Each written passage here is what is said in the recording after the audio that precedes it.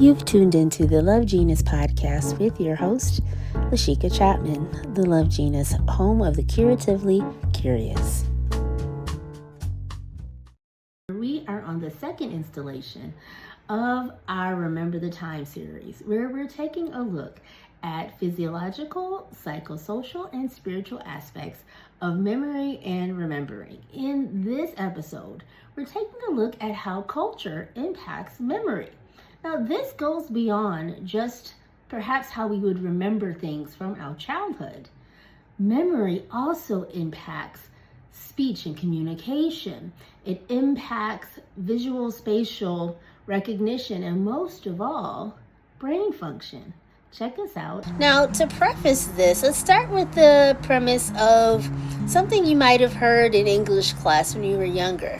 Things about encoding and decoding. So it's pretty simple.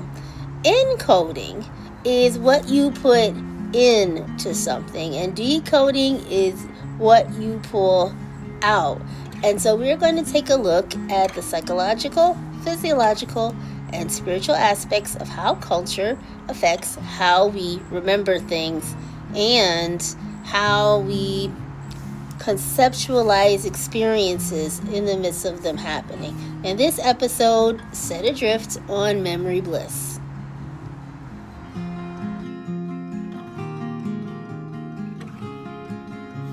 So again, looking at encoding and decoding, I think that gives us a really strong foundation on how we're going to approach this mini episode today on how culture affects memory. Now, think of memory like a box of puzzle pieces, meaning putting together a jigsaw puzzle from some degree is pretty easy with the edges, because one side of it, one definitive side, is a sharp flat edge, and then the interior parts that interlock with each other have some sort of predictable patterning on how they fit. Now, memory is like that, but imagine a 3D puzzle where you can still define the edges of it, but it could go in any direction or up. And there's no photo on the box. Meaning, you put it together based on how you're predicting the picture to look, based on clues from the individual pieces after you have the edge framework. And this is where culture comes in. Culture not only gives you the picture on the box, it helps give you the edges or the outlines of what the rest of our cognition fills in through types of logic that helps you pull that picture together. So it's more than just a background. It is the lens, it's the picture that our brains organize and recall and record information. The way you remember your childhood, everyday events, and more importantly, details, depends a lot on what you think is normal or valuable, or things that you take for granted that you do out of routine memory.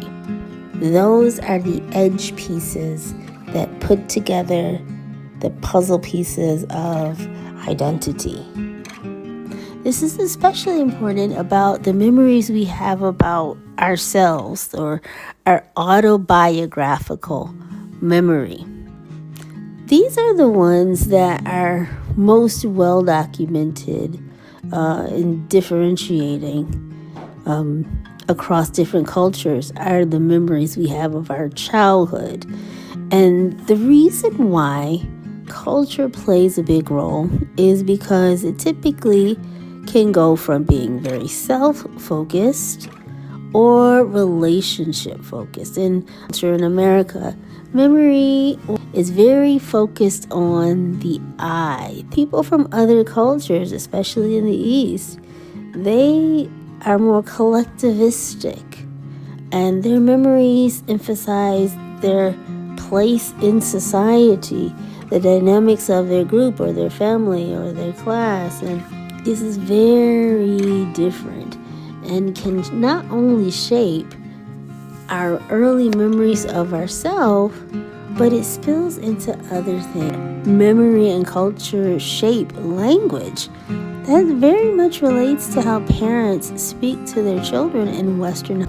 Centering the individual during early language development can mean their autobiographical memory begins very quickly because they're being given a narrative in which they've been placed and are placing themselves and can repeat that. Therefore, how they contextualize their environment from the beginning of their language formation is creating autobiographical language as early as age 3. However, children in other cultures where how a parent might communicate with that child is more about respect, practical institutions or relationships, or social obligations. Children's memory, autobiographical memory, starts about a year and a year to a half later, based on them having first a broader context of the things around them versus themselves. And I think that the most exciting aspect of it is that it continues to perpetuate itself and continuing to create a society that mimics these very early experiences and these very early observations or memories of self. But in this episode, and what I think also is incredibly fascinating, is how all of this affects spirituality. Spirituality is the way of how we see or make sense of God, the divine, the universe, and our relationship to it. So using this model of decoding and encoding and having laid a foundation that memory impacts language and both impact our personal narrative, and a part of our personal narrative informs our identity, both our spiritual and religious identity. We're going to see how these all work together and how one informs the other.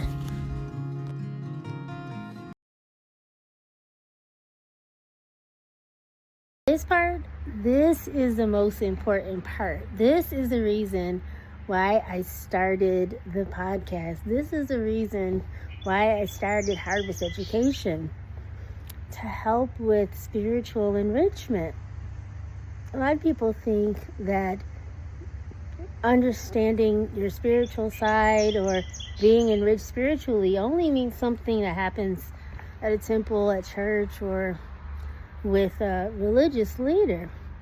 But you're comprised of many different parts that are influenced by many different versions of history of you. And that's facilitated largely through memory.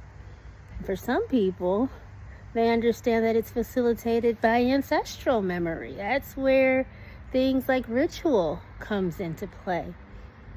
And so having an understanding of what impacts the driver behind your ideas about spirituality can be incredibly helpful in grounding the things that you are learning from your religious leaders, your gurus, whatever.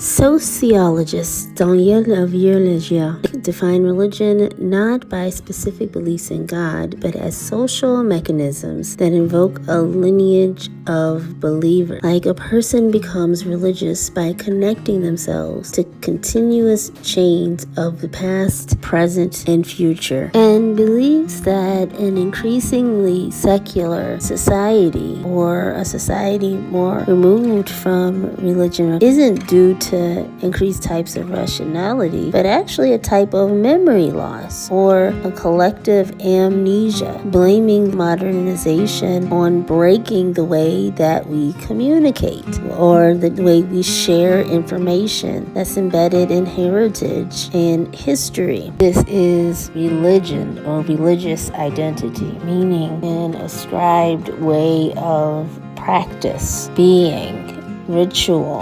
ideologies that are inherited or adopted, which, like any other cultural marker, when affected through shifts in language or time or environment, it can greatly affect not just how people identify themselves, it can greatly affect someone's spiritual identity, how they process their beliefs. So, returning to the example of encoding and decoding, the difference between the two, we're now talking about the difference between religious identity and spiritual identity. Leger's recommendation is no different than any other recommendation when it comes to heritage preservation, recreating small memories to patch these gaps, creates emotional support societies in culturally resonant practices. Classically, we think of these things along ethnic lines, but when we take, for example, more charismatic movements, that's no longer a cultural identity that's relegated to one particular ethnic group.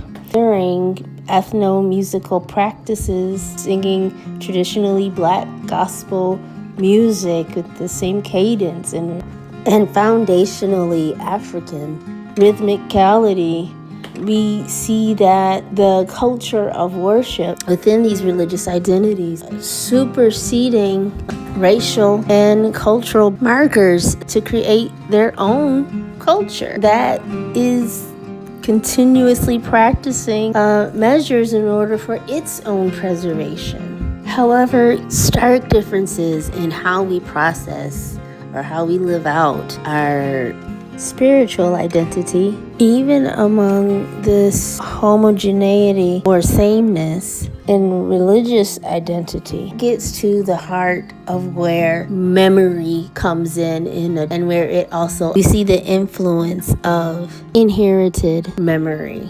especially among Black American congregations. And this is where we arrive at this identity of what we consider the Black church, to where ethnic or cultural memory supersedes religious memory or identity, and it becomes its own organism in context of this homogeneous religious identity, in this case, Christianity. The mechanics of the why is a little complicated, but the evidence is very clear that this exists. In the sharing of religious identity, we share that has shared practices. However, our respective ethnic identities may vary quite a bit and definitely influence our spiritual identity or how we process our relationship with divine. The things that we do every day, types of ritual. These things become a part of the bedrock of what we would call our spiritual identity. And interestingly, what we also do to repair this type of amnesia is we reinvent history. We reconstruct a collective memory of purified past in order to re-anchor ourselves to something more pure or rather more easily defined by some rigid boundaries of ways of being and thinking and existing. And we use it as a standard, regardless of the span of time, may or may not have been the most doctrinally sound, but most culturally resonant at that time, accurate or even best way. We value the age of practice in this way by adding a mythological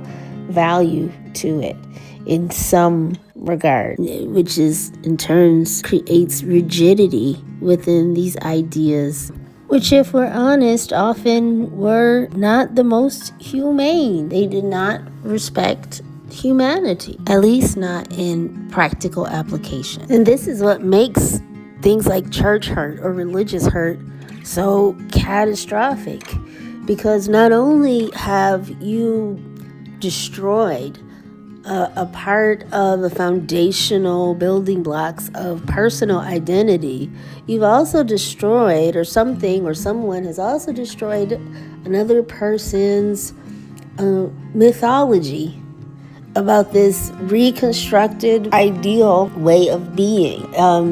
Has been exposed for being fallible, perhaps, or not what they idealized it to be. Our individual ideas about religion, which moves more towards what people would call spirituality, or DIY religiosity, where one may create their own personal ritual and beliefs and ideas about the divine. And it's fascinating because we take for granted that includes things we consider mundane, the things that we do every day without thinking. Washing the dishes, washing our bodies, grooming ourselves, how we present in public. All of the things we do every day are heavily influenced by culture. The things you do systematically every day, repetitively, those are as much ritual as the things we do in a church or a temple or a place of worship. Daily duties are divine. We tend to overlook them because we often don't consider our physical actions that mostly go unnamed within the context of doing them outside of being mindful of them. But flip it and think about the things that we do with our body when we are mindful of the divine. Practices like kneeling, chanting, dancing, fasting, these all become divine acts, not just because we were told to or taught to, but they've literally stretched and folded themselves into our minds through repeated action. So they're adding, if not building, the picture on the front of that puzzle box. And there's the encoding. This is where we reify or solidify external religious encoding by participating with it in the physical through our own actions. We encode information about religious identity, which in turn feeds how we decode it into our spiritual identity. And in this way, it's literally practice. In our next episode, we're going to take a brief look at how this all plays out physiologically and how you can better see it when we look at how the brain actually functions. And there, possibly you'll see how we decode this. I'll see you in episode 13 for the next installation in the series. Thank you for listening to the Love Genius podcast with your host, Lashika Chapman. Please be sure to follow us on YouTube, Spotify, iHeart Radio, and Apple Music.